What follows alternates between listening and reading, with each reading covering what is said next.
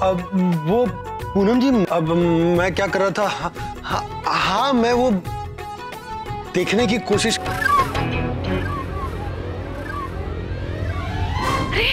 इतनी देर हो गई। क्या हुआ? आकाश, आपको याद नहीं माँ ने क्या कहा था? आज से घर के सारे उत्तरदायित्व को हम पूरी निष्ठा से निभाएंगे और घर वालों की सारी खुशियाँ, सारी जिम्मेदारी अब से हमारे ऊपर है। हमें सबके लिए नाश्ता बनाना है। आप जल्दी से तैयार हो जाइए, वरना आप ऑफिस के लिए लेट हो जाएंगे।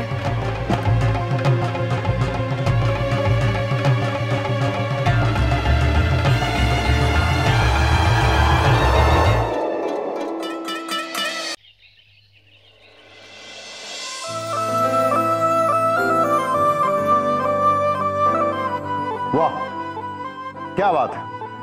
पनीर उत्तपम के साथ कटहल कबाब, बहुत उम्दा। हाँ बाबूजी, अब से हम लोग हफ्ते में एक दिन कुछ अलग तरह का नाश्ता करेंगे, जैसे कि चाइनीज, साउथ इंडियन, गुजराती।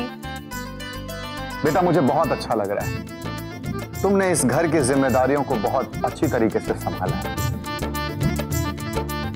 मुझे पूनम का सुझाव अच्छा लगा। वैसे भी रोज एक जैसा खाना खा के मन उबता ही गया था।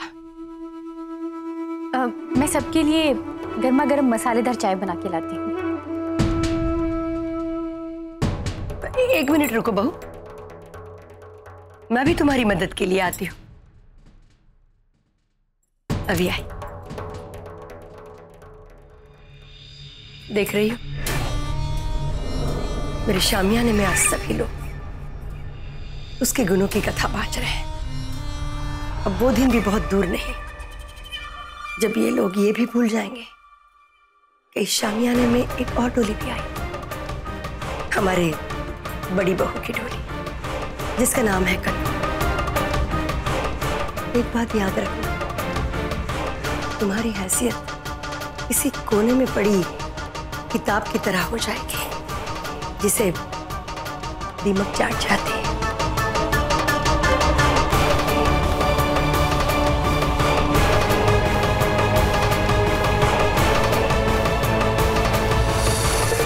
बात तो सही कह रही हैं माँ जी, कुछ ना कुछ तो करना पड़ेगा।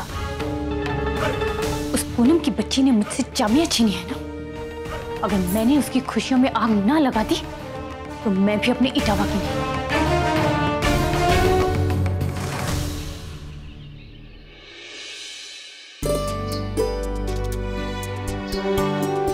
भाभी जी सारे पर्दे लगा दिए हैं।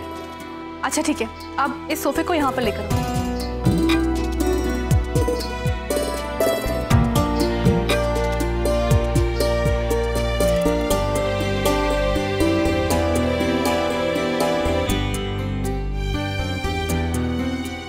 बाहर कुछ गमले रखे, उसे लेकर आ जाओ। जी।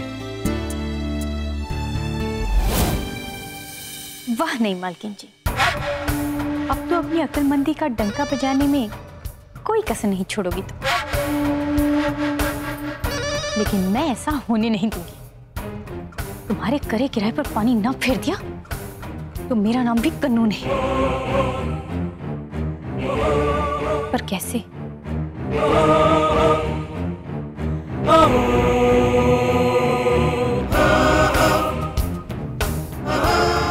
हमारे इटावा में कहते हैं, कुछ करने की ठान तो सही मूर्ख इंसान, रास्ता खुद ब खुद निकल जाएगा।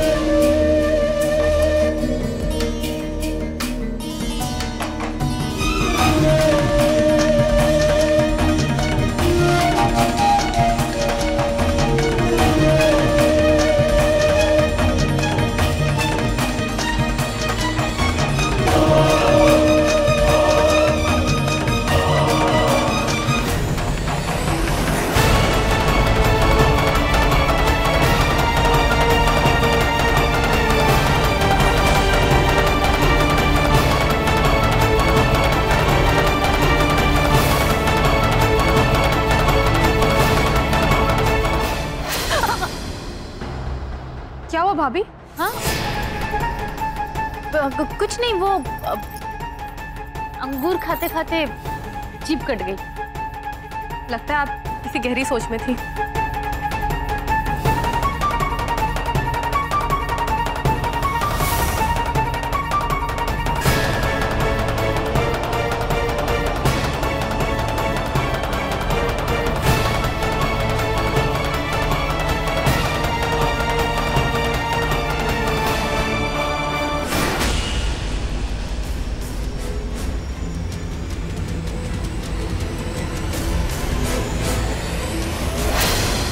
सोफी का तो बंटा धात हो गया। अब मजा आएगा पूनम रानी।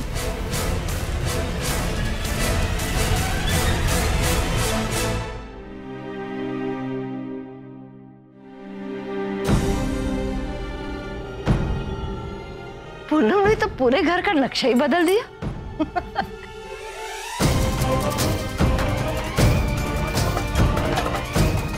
कितना अच्छा लग रहा है ना? आइए।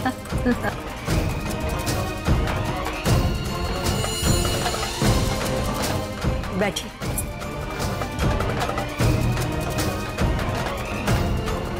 एक मिनट माँ जी, देखिए आप कहाँ बैठने जा रही थी?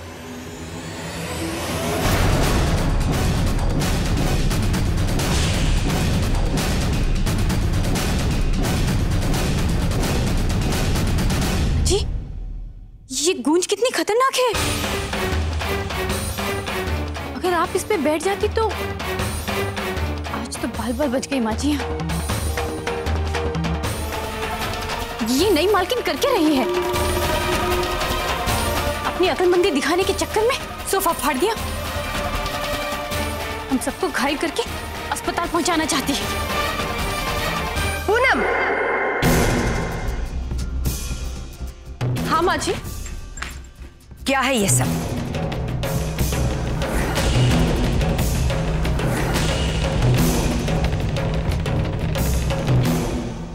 और यहां बैठकर चोट खाने से बाल बाल बच गई मैं। समझ रही हो कुछ? और ये गूंज कितनी खतरनाक होती है। इसका जहर अगर पूरे शरीर में फैल जाता तो? इतनी लापरवाह कैसे हो सकती हो तुम? माँ जी अभी थोड़ी देर पहले तक ये फटी हुई नहीं थी, फिर ये अचानक कैसे फट गया? इसका जवाब तुम माँ जी से मांग रही हो। ये सोफा वहां से खिसकाकर यहाँ तुमने रखा, तो इसका जवाब तुम ही माँ जी को देना चाहिए। कैसे हुआ ये बताओ। सोफे को इस तरह जमाने के बाद हमने खुद इसे साफ किया था और तब ये बिल्कुल भी नहीं फटा था। तो क्या धरती के ज्वालामुखी की तरह अपने आप फट गया? अरे हमारे पूर्वजों की निशानी है ये सोफा सेट। तुम अगर हमारे पूर्वजों की चीज संभाल नहीं पाती हो तो छूने की क्या जरूरत थी? माँ जी हम जानते हैं कि ये फर्नीचर पुश्तैनी है और आपके लिए क्या मायने रखता है इसका एहसास है हमें। इसलिए साफ करते वक्त हमने ध्यान रखा था कि हमसे इसमें एक खरोच भी नहीं आए। पता नहीं कैसे।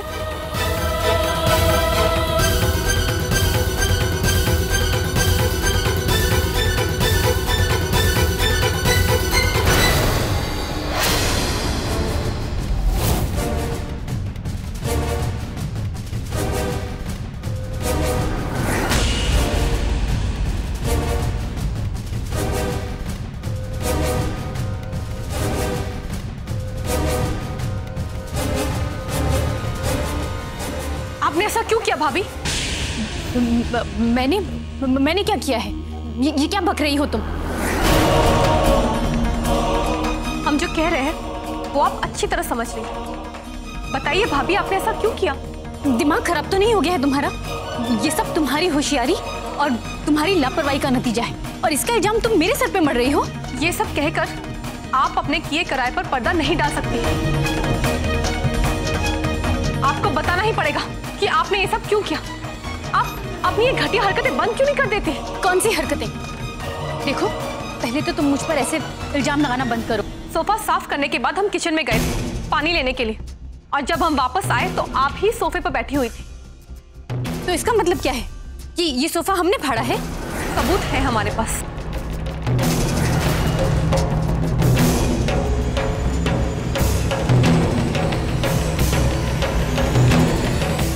आपकी टूटी हुई चूड़ी जो अभी हमें सोफे से मिली।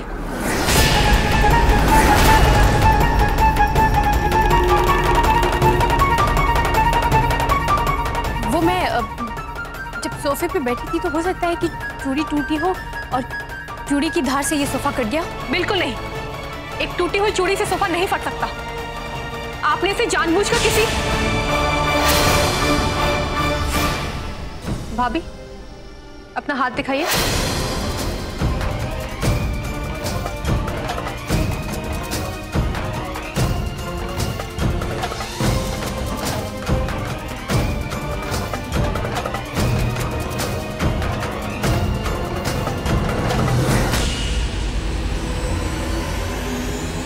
देखिए, ये घाव चूड़ी से हो ही नहीं सकती, ये उसी धार वाली चीज से हुई है जिससे कन्नू भाभी ने सोफे को फाड़ा है।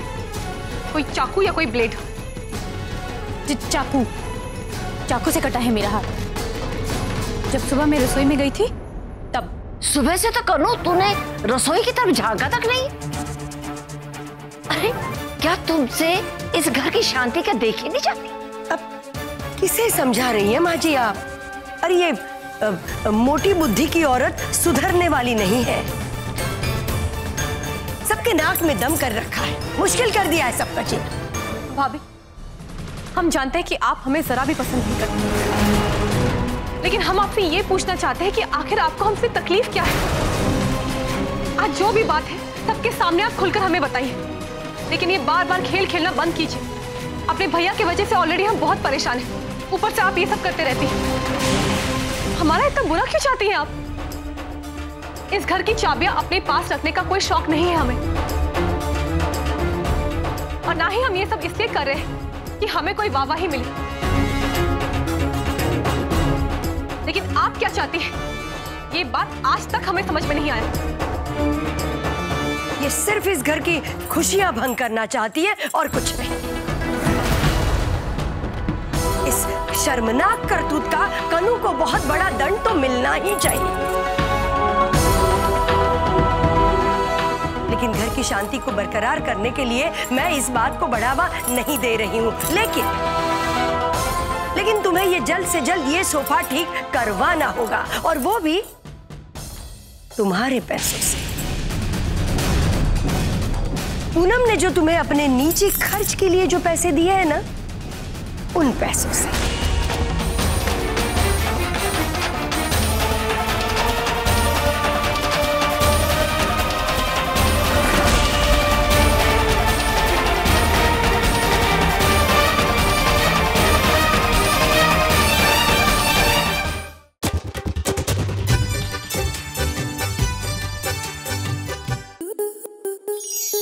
आपके मनोरंजन पर अब नहीं लगेगा कोई ब्रेक। स्टार प्लस के बेहतरीन शोज देखने के लिए लाइक, शेयर और सब्सक्राइब करें स्टार प्लस यूट्यूब पेज को।